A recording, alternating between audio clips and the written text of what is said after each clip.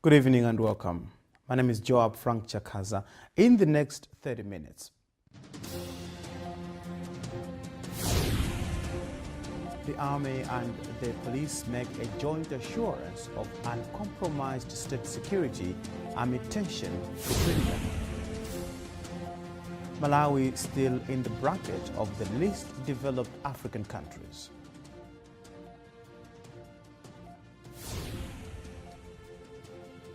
The much-touted community colleges to open come January next year. And across the borders, scientists say Ebola vaccine promising after human trial.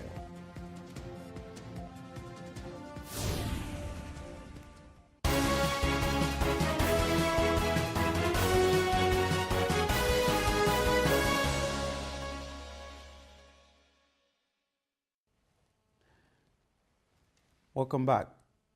Malawi Defense Force Deputy Commander Lieutenant General Griffin Sipuni Phiri and the Police Inspector General Paul Kanyama held a joint press conference in Lilongwe this afternoon to assure of an uncompromised state of security amid tension between the two parties. The tensions began after the shooting to death of Lance Corporal Lamek Pwanda on November 22 in Zomba by a police officer. The police and the army have instituted a joint investigation into what happened there. Charles Wahara has a report. To show the seriousness of the matter at hand, the joint press conference was hosted by the Minister of Home Affairs and Internal Security, Mr. Paul Chibingu, and Deputy Minister of Defense, Mr. Japi Muhango. In their joint statement, the two officials indicate that the three Malawi police officers who shot Lance Corporal Prince Lamek are currently in custody awaiting findings of joint investigations. Deputy Army Commander Lieutenant General Griffin Sipuni Phiri says he has personally visited and talked to MDF members at Moyale and Kobe Barracks over the matter. He says the Army Commander has spoken to soldiers at Kamuzu Barracks, saying on Friday the Army boss will visit MDF members in Salima at the Malawi Armed Forces Training College. But the officials refused to take interviews from members of the media on the events that led to the shooting, saying investigations are underway. The two army and police officials have since appealed to all junior members from the two security institutions to avoid engaging themselves in wrangles, but emulate the good example set by their superiors. On his part, Inspector General Paul Kanyama assured Malawians of tight security as senior officers from the two security bodies continue to investigate the matter. Charles Wahara, Zodiak. Malawi has been ranked as one of the 34 least developed countries in Africa. This is according to the 2014 United Nations Conference on Trade and Development report released in Lilongwe today. Our reporter Sibongeles Gambo, who attended the launch of the report, spoke to UNDP Malawi Senior Economic Advisor Dr. Gebre Hiwot Kebedeo on the interpretation of the report. This is basically, the report is looking at the Millennium Development Goals were introduced years back, and the MDGs period is ending by 2015. And the report was looking at how the least developed countries in particular have progressed towards the MDGs in achieving the Millennium Development Goals. And there is also what's known as the post-2015 development agenda, which looks at what should be done after 2015, after the end of the 2015 MDGs period. And so they come up with the Sustainable Development Goals. Now the report is looking at how likely are the least developed countries to achieve the Sustainable Development Goals, and what do they need to do to achieve the Sustainable Development Goals. What are the things that the report has reviewed that most countries that have been mentioned as the least developed countries, including Malawi, what are the things that they failed to achieve? Basically, the failure of progress is that although many of them, although economic growth had been reasonable, it did not translate itself into structural transformation of the economy.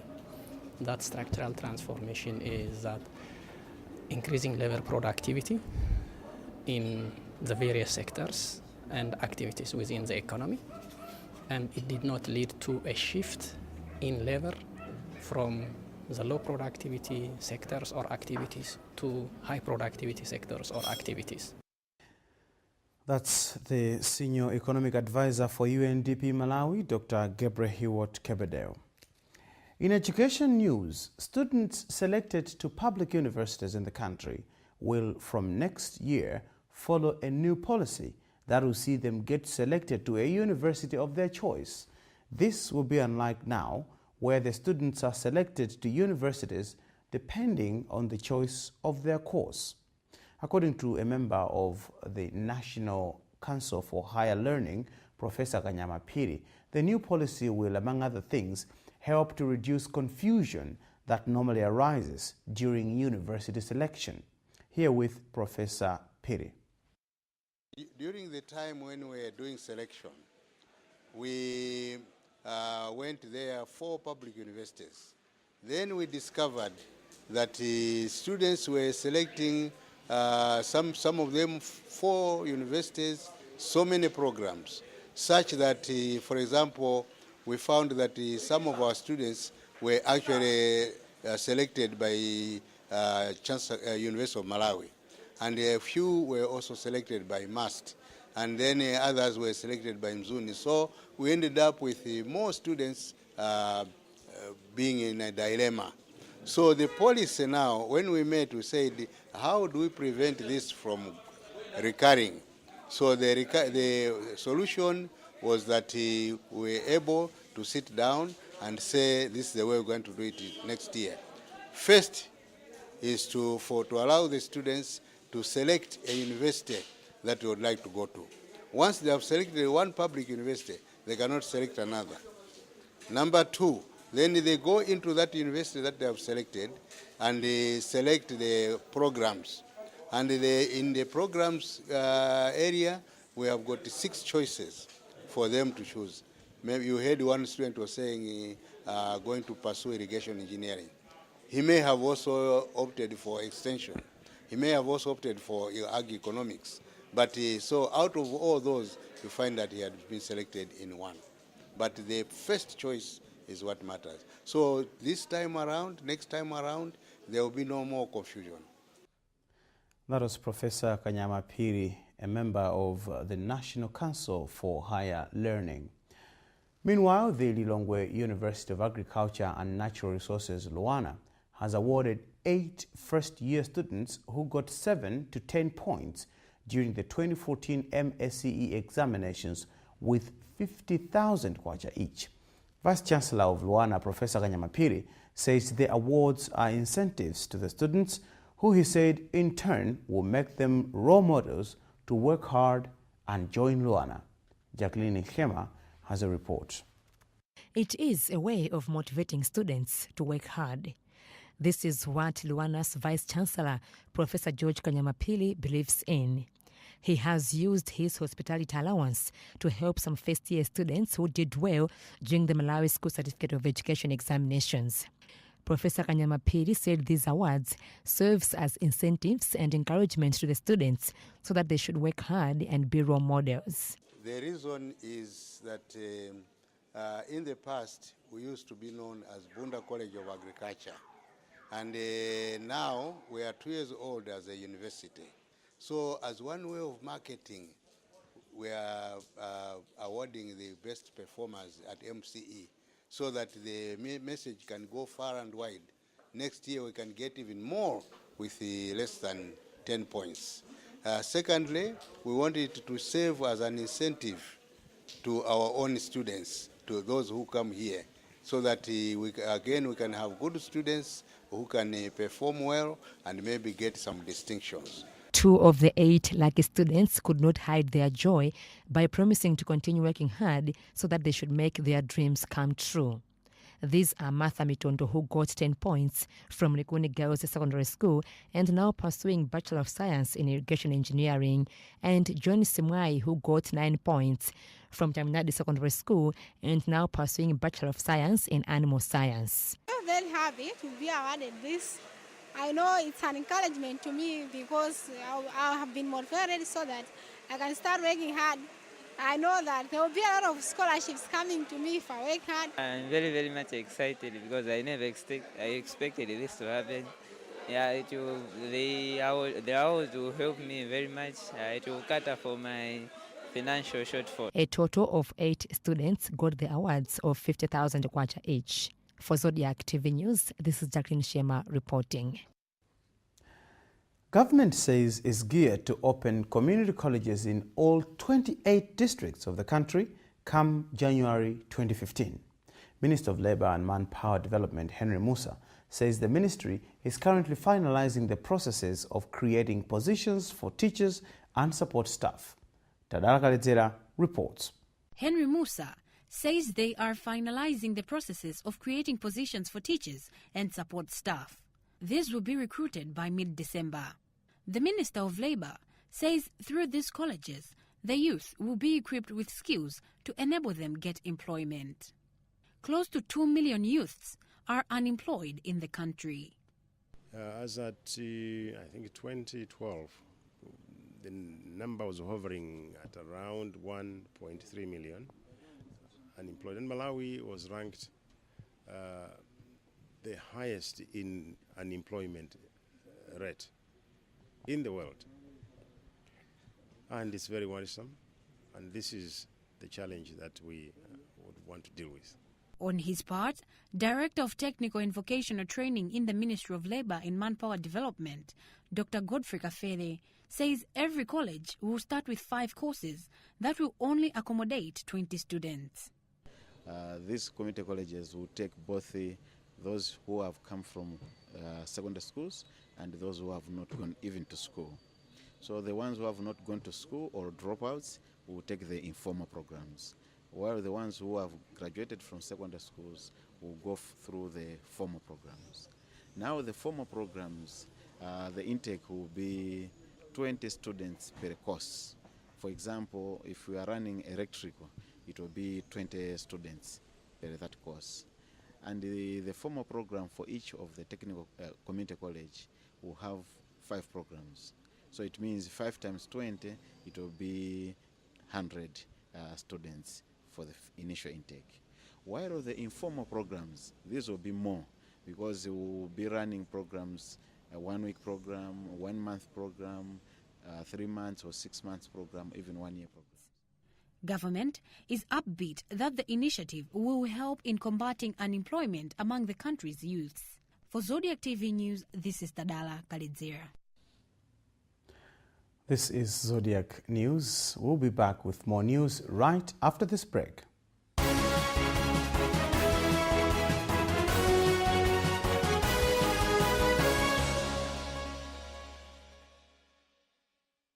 It's on! It's on! It's on! Game on! The Family Brain Showdown, the game show. The Triple Threat TV show is on. Represent your family, represent your region, stand out from the rest. 4 members, 3 regions, 24 families. 1 family to win it all. Realize a dream to stardom for the whole family. Auditions are here in Mzuzu on 29 and 30 November at the Grand Palace Hotel. Application forms can be collected at Zodiac offices located at Old Mutual Building, or you can download the forms at www.zodiacmalawi.com. Also call us on the following number: 0997 101 991, 0882 860 760. Be part of the Family Brain Showdown. We dance on the floor, around. Take me away. She's fresh, exciting. She's so exciting to me, yeah. She's fresh, exciting, so inviting to me, yeah.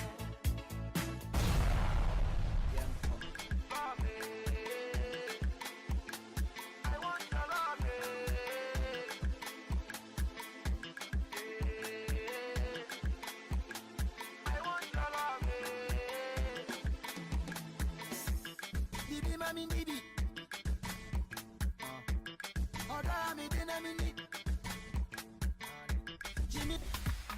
is Fresh Entertainment Lockdown. You can interact with us by sending your message via Facebook.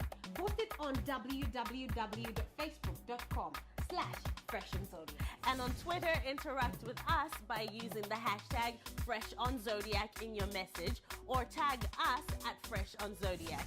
This is Fresh Entertainment Lockdown.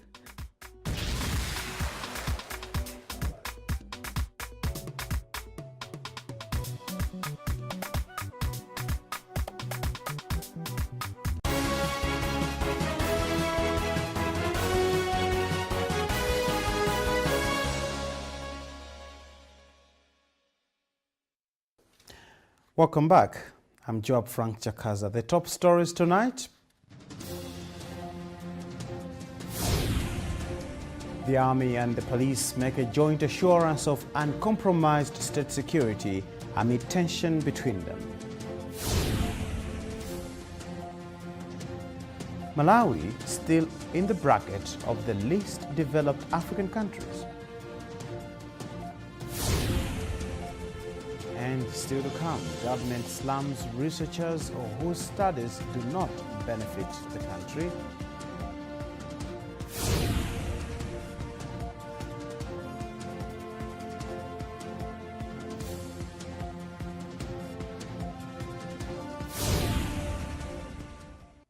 And later on in sports, we're going to hear about Ghana, who have lost the appeal that they had to against the disqualification of the under-17 team from the 2015 tournament. Auditor General Mr. Stevenson Gampasa today told a committee of Parliament that the theft of public funds through Cashgate may have been amplified by the fact that the majority of senior civil servants who are elderly are also technologically challenged as to quickly detect questionable dealings. Mr. Gampasa told the Public Accounts Committee of Parliament that the younger generation civil servants with high levels of technological literacy may have taken advantage of this scenario to influence the Cashgate. The country's topmost auditor, Stevenson Gampasa, suggested to the Public Accounts Committee of Parliament this morning that the unprecedented looting of public funds may have had a generational dimension. He says it appears that younger generation civil servants seem to have taken advantage of technological illiteracy of older servants to steal from the system. Mr. Gampasa therefore stressed that technological handicap among the older generation of senior civil servants was a contributing factor to the Cashgate. I'm saying this because you can see the young generation, even right now when you talk of how best they are good at dealing with these gadgets and so forth and so on, the guys are very, very good. But to talk of a person like me who is old enough, there are times when I say, wow, this is beyond my age. On recent public confessions by key Cashgate suspect Mr. Osod Lutepo, Mr. Gampasa said the statements were not binding as it was a public opinion. That is not a court of law. That is not a forum whereby we could say we take that as evidence at all. You have to know, we are, as auditors, always believe in what we call sufficient evidence that can be substantiated. When you talk of sufficient evidence that can be substantiated, it includes the written documentation which are there, but also we have to consider the legality of that information.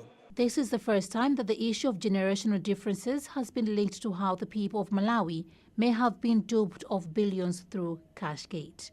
For Zodiac News, this is Veronica Mwani. Government has slammed researchers who gather data and conduct different kinds of research that is allegedly not beneficial to the country. Minister of Health Dr. Jean Galilani said this in Lilongwe on Thursday, where College of Medicine and National AIDS Commission, NAC, were jointly discussing their research findings on HIV/AIDS in the country. Dr. Galilani said it is important that any kind of research conducted in the country should benefit Malawians and the country and not foreign countries. Sibongiles Gambo filed this report. Malawi has been able to generate different kinds of research, a thing that shows the country is moving on the right track in terms of development. Of late, researchers have been working hard towards finding answers to diseases such as HIV/AIDS, cancer, malaria, diabetes, tuberculosis, just to mention a few. This, according to Minister of Health Dr. Jean Kalirani, is a sign that Malawi is moving forward in terms of research which is beneficial to the country. However, the Minister of Health bemoaned the tendency by other researchers in the country who are gathering data, coming up with findings which do not benefit the country but other countries. Dr. Kalirani said all research conducted in the country should be related to this nation. We want the agenda to be Malawi related, not an agenda because someone wants to do something somewhere else or for other purposes. But the purpose for doing the research must be to improve service delivery in this country, first and foremost, not just academic. And for that reason, we have come up with a document which shows the priority areas where we want research in the health sector to be done. The one-day meeting, jointly organized by College of Medicine and National AIDS Commission NAC, aims at sharing results from different kinds of research conducted in the past 12 months, an important step towards fighting HIV/AIDS in the country. The meeting has been organized under the theme Reduction of Disease Burden in Malawi, Evidence-Based Public Health. Sibongile Ziambo, Zodiak TV, Lilongwe. Still on health, the Medical Aid Society of Malawi Chief Executive Officer Mr. Sidney Chikondi says current economic hardships in Malawi are negatively affecting operations. The MAZIM boss said this on Thursday when the organization treated its Central Region members to a cocktail to mark 30 years of its existence. Charles Wahara reports. As the year comes to an end and economic challenges continue to hit hard at many people, prospective members of Medical Aid Society of Malawi, MAZIM, should expect to dig deeper into their pockets for their membership. MAZIM membership is expected to be raised this January. MAZIM Chief Executive Officer Sidney Chikoti says the development follows a rise in charges from medical practitioners who treat MAZIM members in the country. You see, as a society, we understand and know that for us to exist, we need to have a very strong and good relationship with the service providers. You saw in there when we were doing our thank yous, one of the biggest aspect and arm in our business who we thanked were our service providers. We do engage our service providers, we negotiate, we discuss and agree tariffs.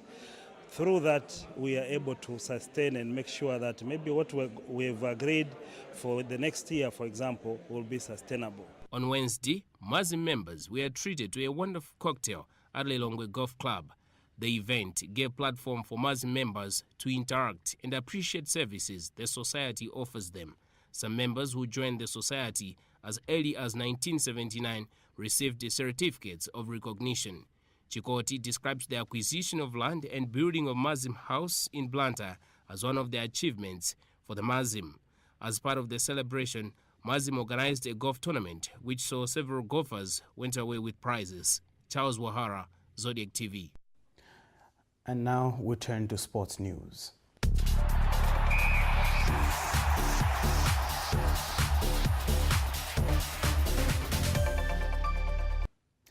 Ghana have lost their appeal against the disqualification of their team from the 2015 Under-17 Championship. The Confederation of African Football upheld its decision to penalize Ghana for fielding an overaged player, Isaac Tom, against Cameroon in a qualifying match. It's now time for World News.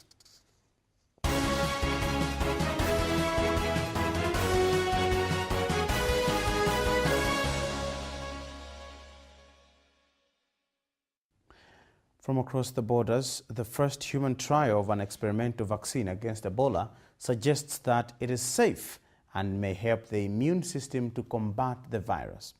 20 volunteers were immunized in the United States. Scientists at the U.S. National Institute of Health, NIH, described the results as promising. More in this BBC report. The research is published in the New England Journal of Medicine. None of those immunized suffered major side effects and all produced antibodies.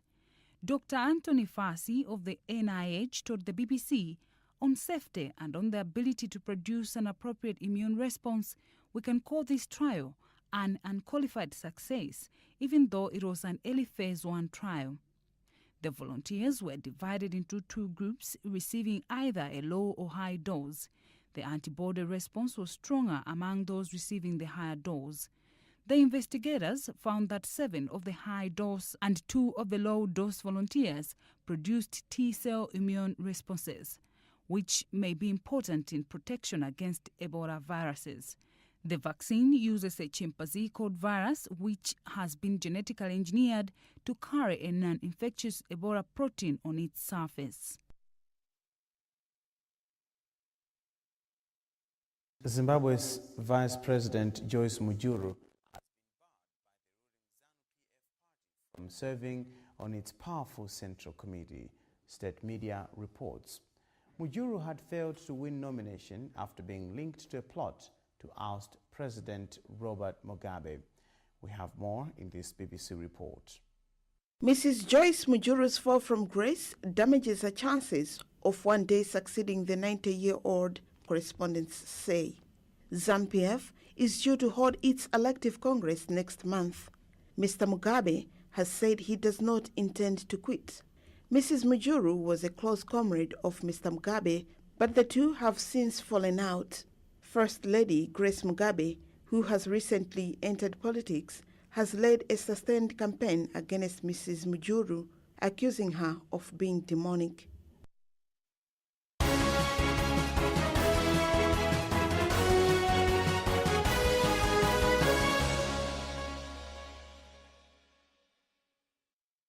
You've been watching the news on Zodiac.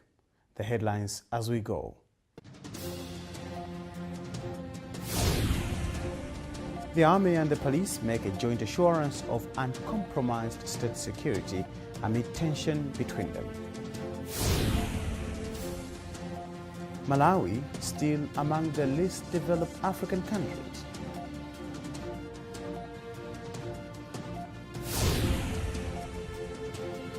Government slams researchers whose studies do not benefit the country, and the much-touted community colleges to open come January next year.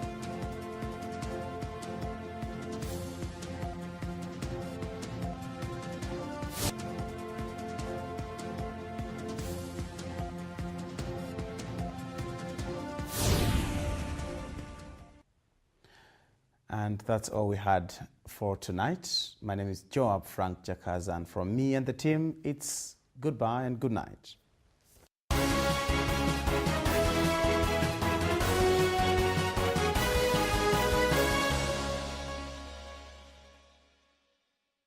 Signed, sealed, and delivered with a punch. Zodiac News at 7 captures the essence of news on television. We give you the intrigue in the major stories, the fascinating current affairs, the dramatic encore in breaking news. With creativity and innovation, we cover various topics of interest. We journey into the extremes to make you see and know the real truth, and nothing but the real truth on the real issues in our society, the economy, the politics, entertainment, and sports. We are Zodiac. We aim for the highest standards, open up to new horizons, ideas and opinions, and follow us as we take you right there. Zodiac, you deserve.